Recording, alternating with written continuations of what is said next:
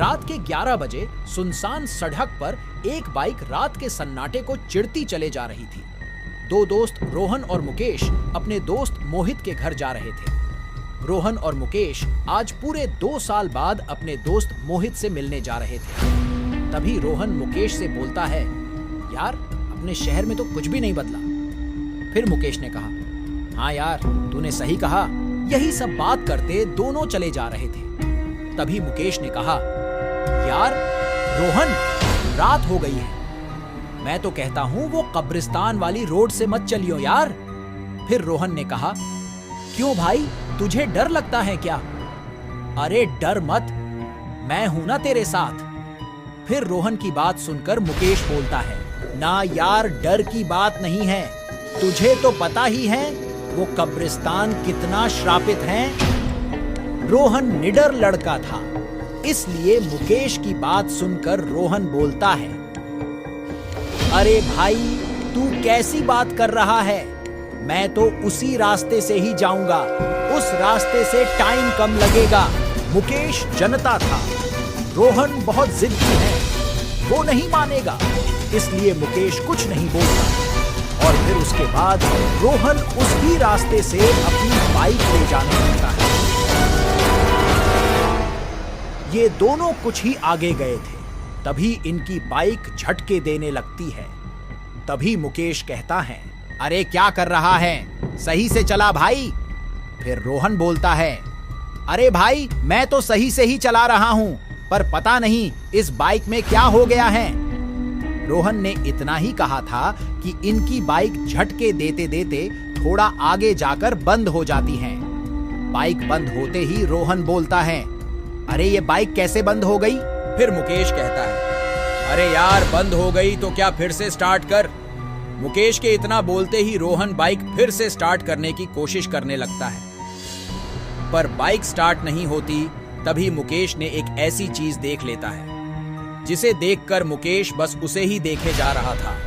मुकेश को देखकर साफ पता चल रहा था कि मुकेश ने जो चीज देखी है उसे देखकर मुकेश बहुत डर चुका है।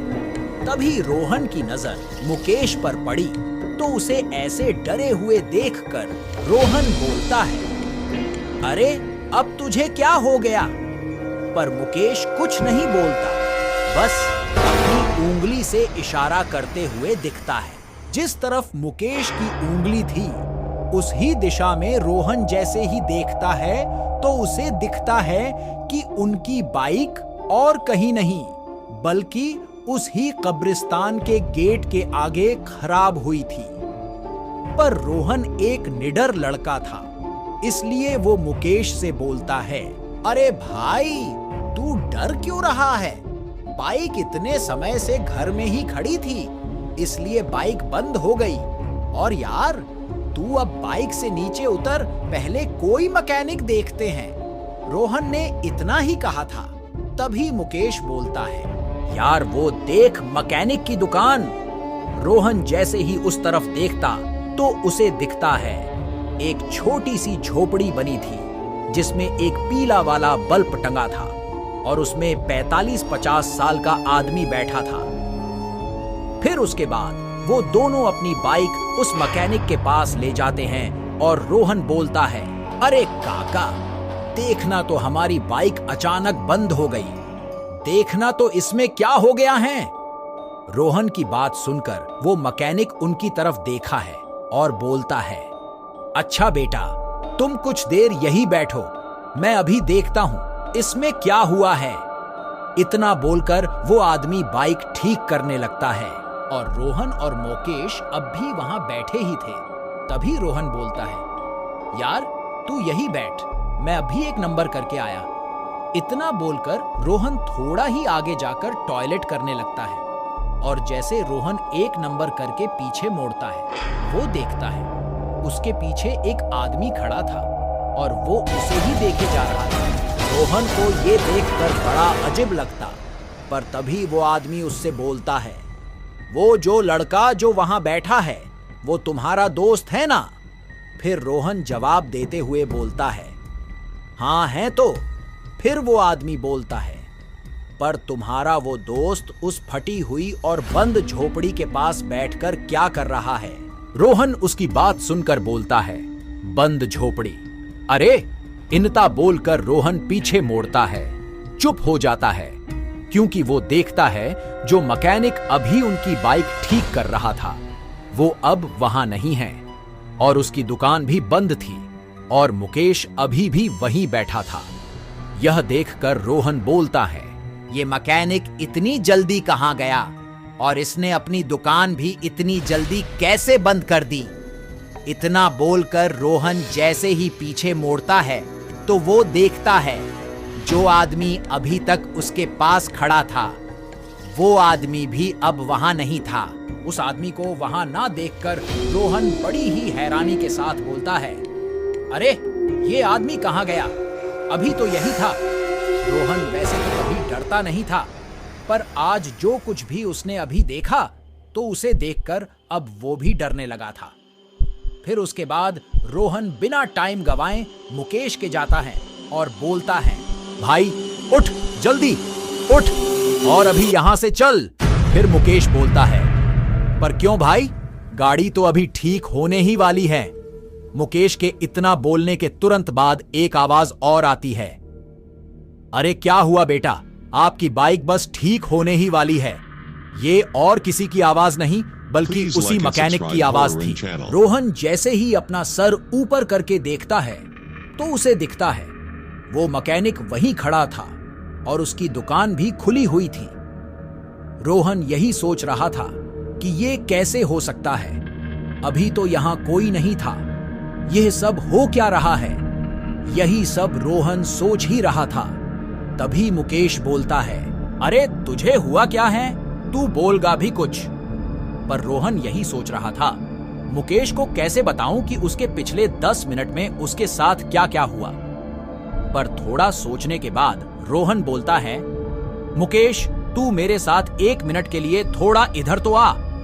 इतना बोलकर रोहन मुकेश को थोड़ा साइड में ले जाता है और बोलता है, यार मुकेश, ये जो मैकेनिक हैं, यह मुझे लगता है कि भूत हैं।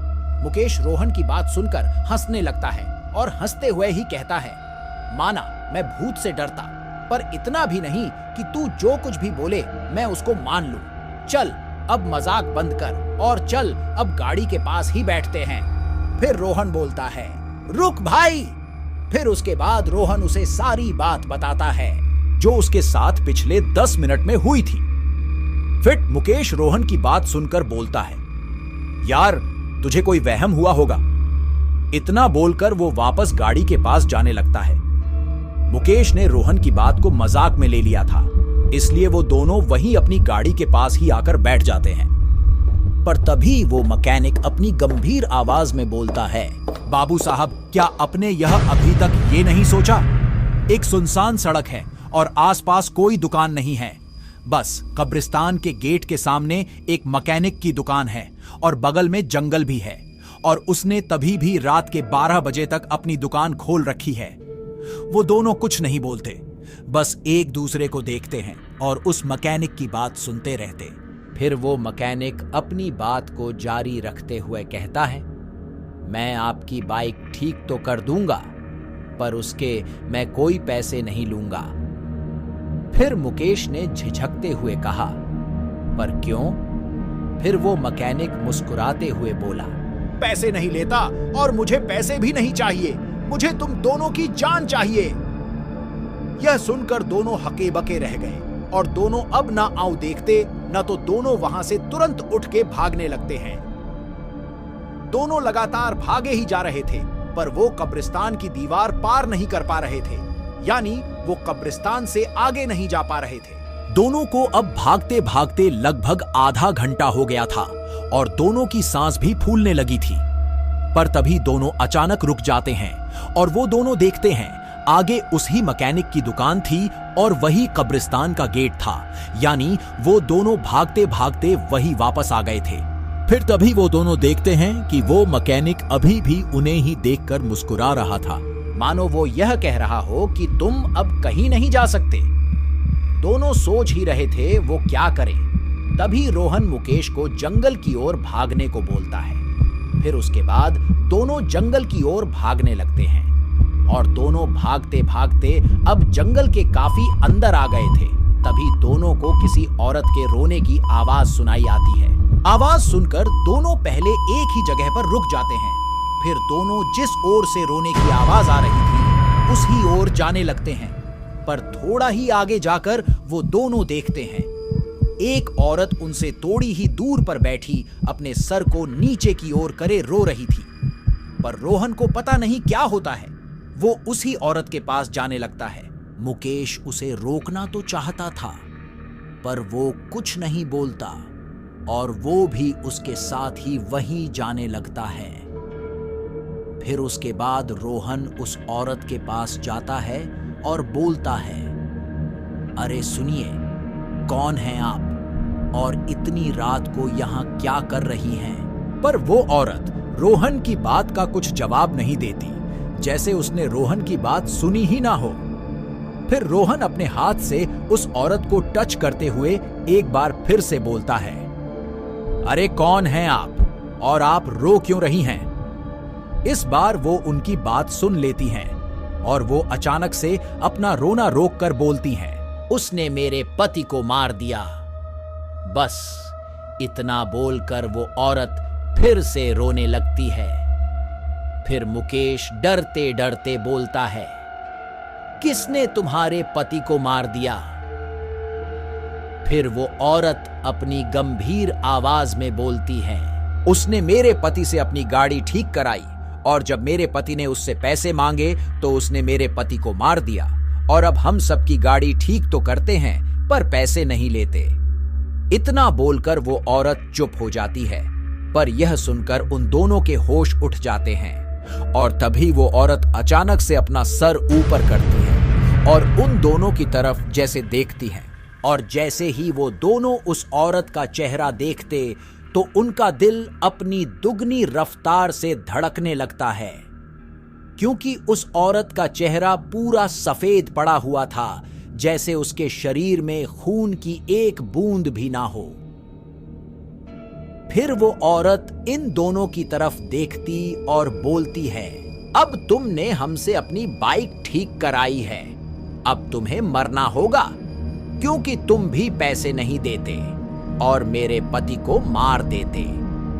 दोनों जैसे यह सुनते हैं तो उनके अंदर डर की एक लहर सी चलने लगती है, इसलिए तुरंत अपना हाथ जोड़ते हैं और विनती के सुर में बोलते हैं, हमें जाने दो, हम तो पैसे देने ही वाले थे, हमें जाने दो।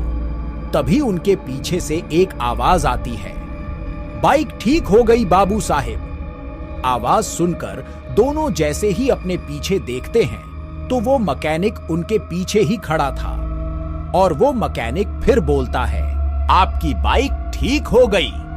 उसके इतना बोलने के बाद रोहन और मुकेश रोते हुए बोलते हैं, हमें जाने दो, हमने कुछ नहीं करा, हमें जाने दो।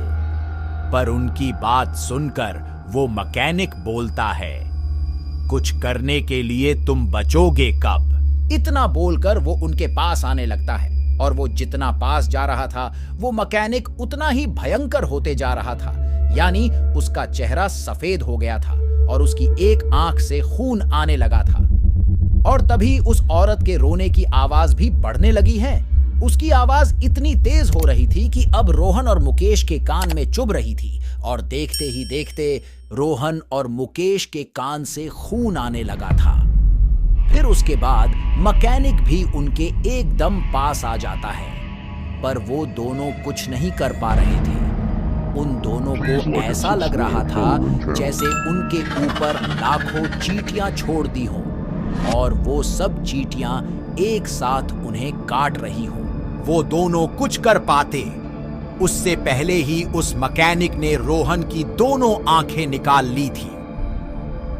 रोहन ने दर्द से तड़प तड़प कर वही मुकेश के सामने ही अपना दम तोड़ दिया है, पर मुकेश कुछ नहीं कर पा रहा था।